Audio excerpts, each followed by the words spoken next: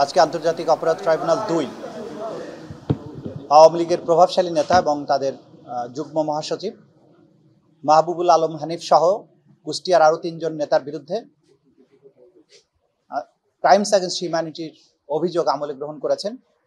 তাদের বিরুদ্ধে গ্রেপ্তারি পরোয়ানা জারি করেছেন এবং আগামী 14ই অক্টোবর এই পলাতক আসামিদের গ্রেপ্তার করে ট্রাইব্যুনালে উপস্থিত করার জন্য দিন ধার্য করেছেন। আপনারা জানেন যে আমাদের তদন্ত সংস্থা যে তদন্ত রিপোর্ট এখানে দাখিল করেছেন, সেখানে তারা সুস্পষ্টভাবে তথ্য প্রমাণাদি উপস্থাপন করেছেন। মাহবুবুল আলম হানিফ আওয়ামী লীগের প্রভাবশালী নেতা হওয়ার কারণে তাদের কোর কমিটির সদস্য হিসাবে আওয়ামী লীগের প্রত্যেকটি ডিসিশন মেকিংয়ে তার ভূমিকা রয়েছে। বিগত বছরের জুলাই আগস্টের গণ অভ্যুত্থান চলাকালীন সময়ে নিরস্ত্র নিরীহ ছাত্র জনতাকে হত্যার ব্যাপারে আওয়ামী লীগের যে সমস্ত সিদ্ধান্ত হয়েছিল, প্রত্যেকটা সিদ্ধান্ত গ্রহণের ব্যাপারে তার ভূমিকা ছিল, তার ইন্ধন ছিল।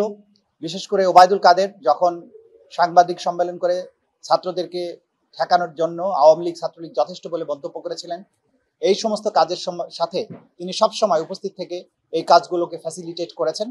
সেই দায়ে তার বিরুদ্ধে কমান্ড রেসপন্সিবিলিটির অভিযোগ আনা হয়েছে। একই সাথে কুষ্টিয়াতে মিটিং করে আওয়ামী লীগের পক্ষ থেকে প্রশাসনের সাথে মিটিং করে কুষ্টিয়ায় জুলাই আগস্টের গণ অভ্যুত্থান চলাকালে 6 জন ব্যক্তিকে আন্দোলনকারীকে হত্যা করার ব্যাপারে সুনির্দিষ্ট অভিযোগ তার বিরুদ্ধে আনা হয়েছে।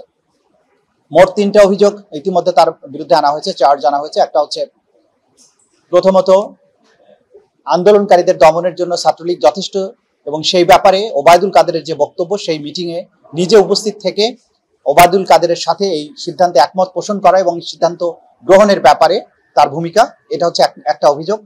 দ্বিতীয় অভিযোগ হচ্ছে 29শে জুলাই 2024 তারিখে কুষ্টিয়াতে একটা মিটিং করে ছাত্র জনতাকে হত্যা করার ব্যাপারে সরাসরি নির্দেশ দেয়া এবং ষড়যন্ত্র করার অভিযোগ তার বিরুদ্ধে আনা হয়েছে। এবং তৃতীয় অভিযোগটি হচ্ছে জুলাই আগস্টের আন্দোলন চলাকালীন সময়ে কুষ্টিয়া শহরে 6 জনকে হত্যা করার অভিযোগ।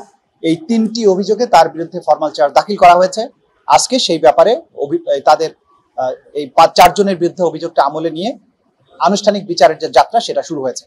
আমরা আপনাদেরকে এই কথাটি বলতে চাই, যারা এতদিন ধরে বিভিন্নভাবে শঙ্কা প্রকাশ করেছিলেন যে বিচার কেন দেরি হচ্ছে বা বিচার আদৌ হচ্ছে কিনা, এগুলো হচ্ছে তাদের জন্য জবাব। তদন্ত চলাকালীন যে সময়টুকু দরকার ছিল সেগুলো পার হয়েছে। তদন্ত রিপোর্টগুলো হাতে আসার পর একটার পর একটা করে ফরমাল চার্জ দাখিল হচ্ছে, বিচারের আনুষ্ঠানিক যাত্রা শুরু হয়েছে, অনেকগুলো মামলার চূড়ান্ত পর্বে রয়েছে।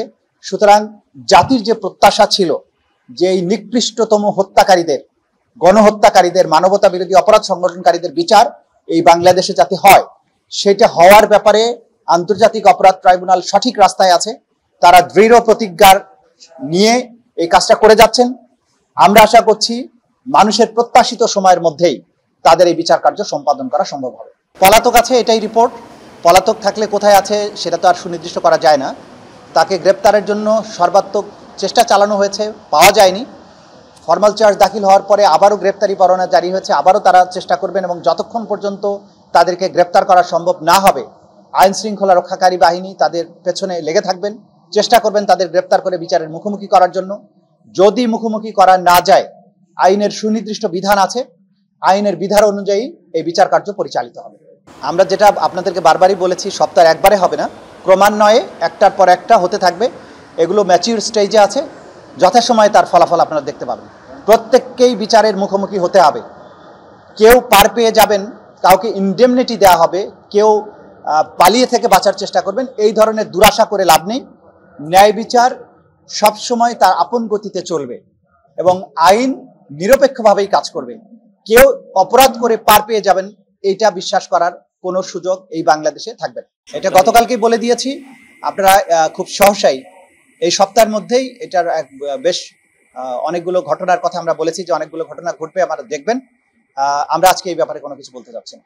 গুমের মামলা তো অনেক, সবগুলো শেষ না হলেও প্রধান কয়েকটি মামলার তদন্ত রিপোর্ট এই সপ্তাহে দাখিল হবে। এই ব্যাপারে আপনারা নিশ্চিত থাকুন। এটা যেহেতু কমপ্লেক্স মামলা, সেজন্য খুব খুঁটিনাটি বিষয়গুলো আমরা চেক করছি। তদন্ত রিপোর্ট এই সপ্তাহেই পেয়ে যাবেন ইনশাআল্লাহ।